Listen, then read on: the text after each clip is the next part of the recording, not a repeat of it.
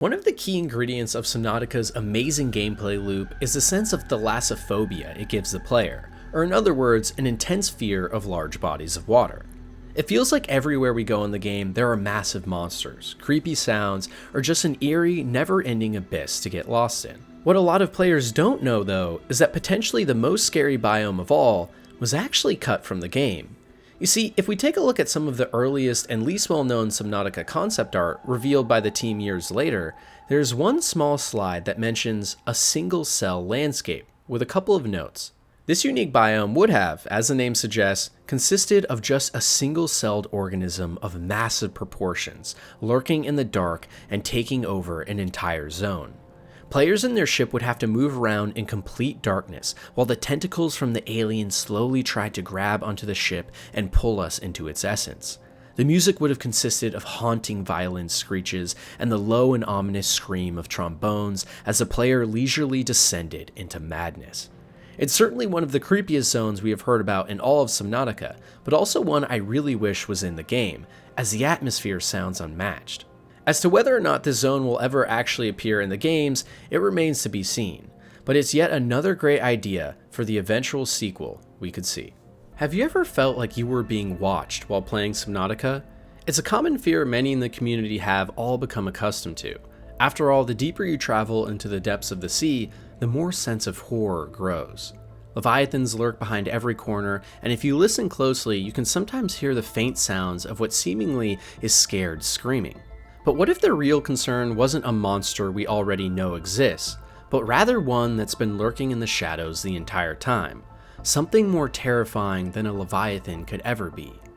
You see, throughout the game the player receives many distress signals and messages from other life pods scattered throughout the planet.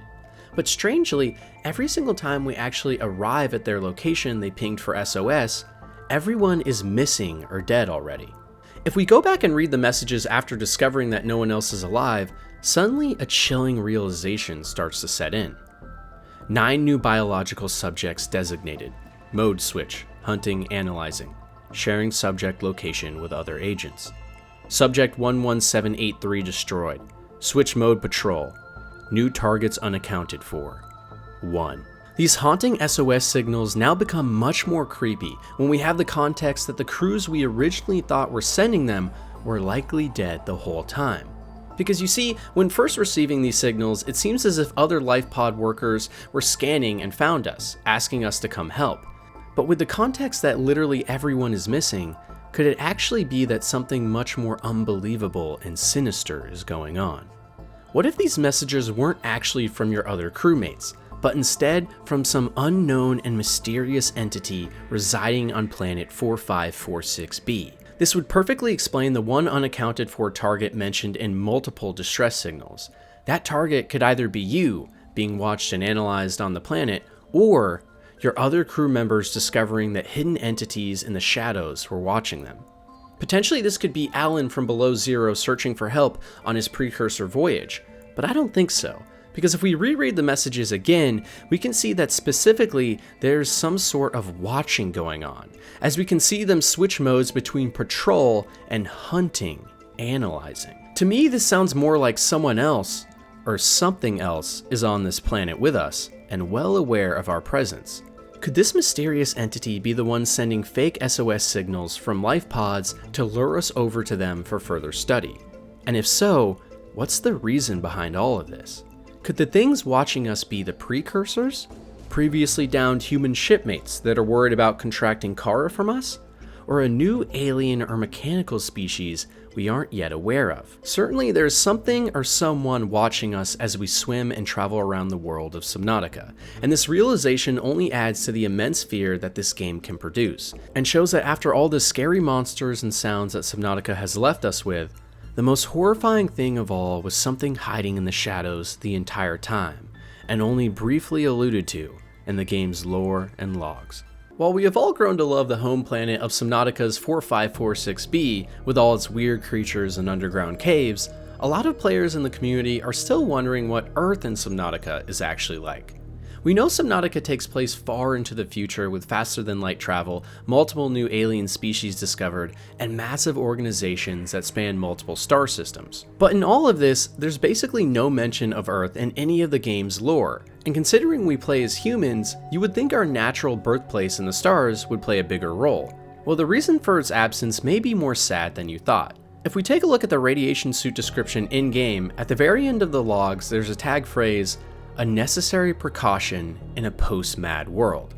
For those that don't know, MAD is actually an acronym for Mutually Assured Destruction, and was a big talking point during the Cold War between the United States and the Soviet Union, when fears of nuclear winter and the end of Earth as we know it were high. Considering we find this phrase on the radiation suit specifically, it seems quite likely that Earth and Subnautica actually fell during an all-out nuclear war.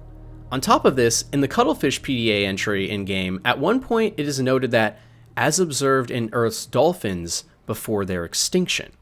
This once again lends credence to the idea that Earth has been obliterated, but the most damning evidence of all actually comes from an Altera PDA entry we find in-game as well. During the expansion, Altera supplied arms to all sides, acquiring and housing a vast colonist workforce, and making the transition from manufacturer to corporate state. Altera's threat to cease trade was one of the turning points in the conflict, bringing about the end of hostilities and signing of the Charter. Based on this evidence, it seems clear that the fate of Earth in Subnautica is less than stellar. In fact, I tried to find more evidence of this based on the natural selection lore as well, considering they take place in the same universe, but I wasn't able to find anything. So if any of you guys know anything about that universe, feel free to comment down below. Located deep inside the main aquarium of the Disease Research Facility on planet 4546b, you may have stumbled upon the skeletal remains of an unknown creature.